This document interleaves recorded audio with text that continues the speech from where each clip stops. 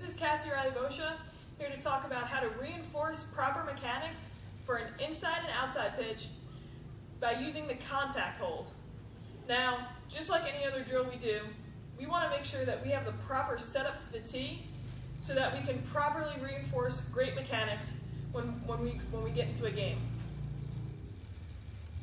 Just like last week, we talked about that as a hitter, we need to understand exactly what we should look like at contact in order for us to understand where we should set up for the tee. Last week we talked about a pitch down the middle. We're going to briefly talk about how we want to set up for a pitch on the outside part of the plate, on the outside corner. So, starting from the ground up, we want to make sure the back knee, when we start driving to the front knee at contact, this back knee is facing the direction of our target. Okay, and we'll talk about why that's so important in a little bit.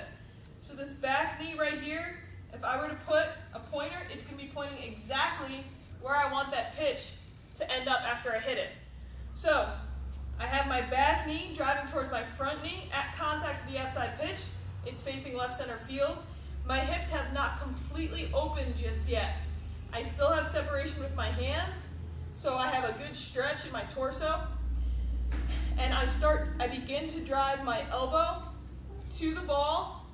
My wrist follows, the knob of my bat follows the direction of where I want the ball to go.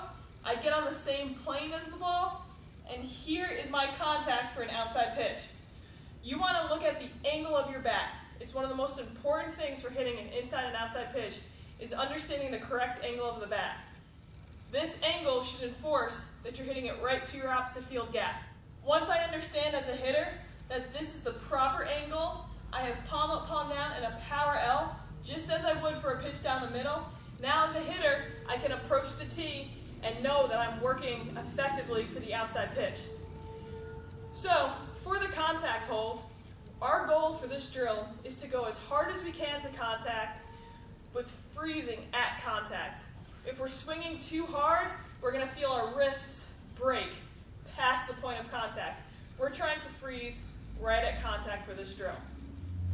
Make note that this is not necessarily a power drill. We're really working on proper form and proper technique when we're doing this drill.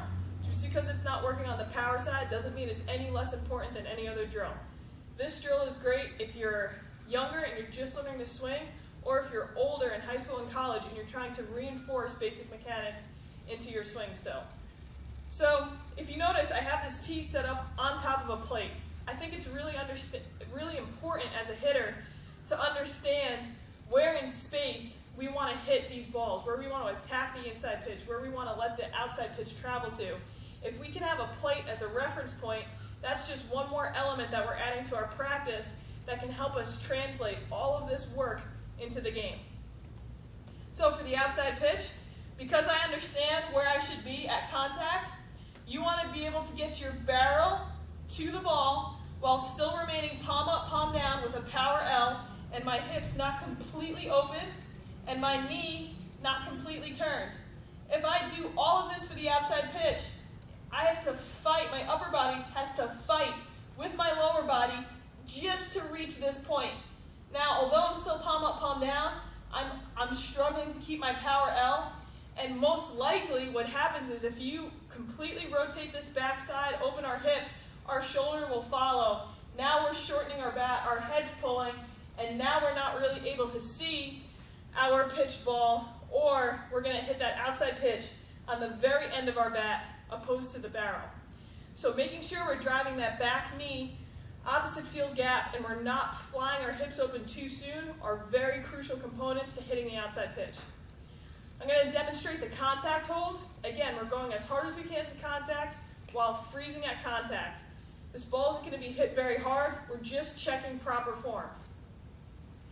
I get in my stance, I check in, visualize an outside pitch, and I freeze right at contact.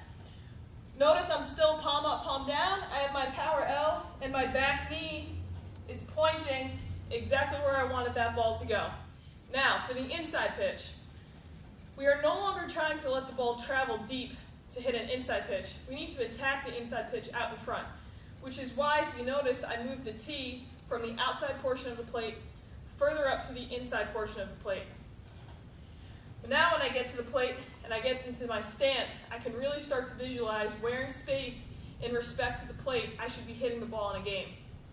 If I turn my back knee and I follow the same rules I did for the outside pitch, and I have my back knee pointing in the direction of my pull side gap, which as a left-hander would be right center field, I completely have my knee turned facing that way. My hips all of a sudden open up now.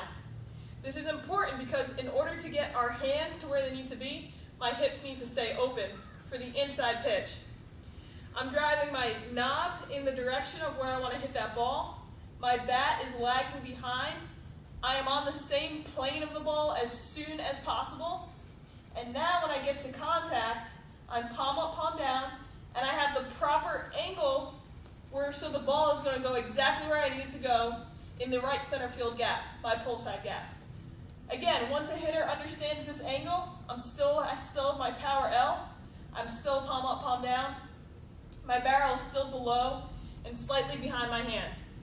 Once a hitter can really understand this approach, not only are they going to be hitting inside pitches hard, they're going to be keeping that pitch fair. A lot of times we have hitters who wind up on the inside pitch and they hit it very hard and they hit it very far, but it ends up foul. Being able to keep our hands between ourselves and the ball is a crucial component to keeping that pitch fair. We never want to approach an inside pitch with our front arms straightening out.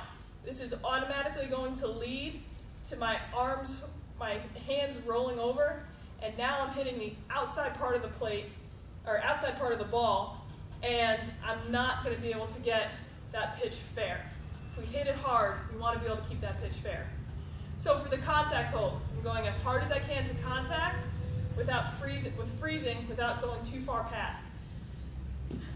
I checked in, I visualize the inside pitch,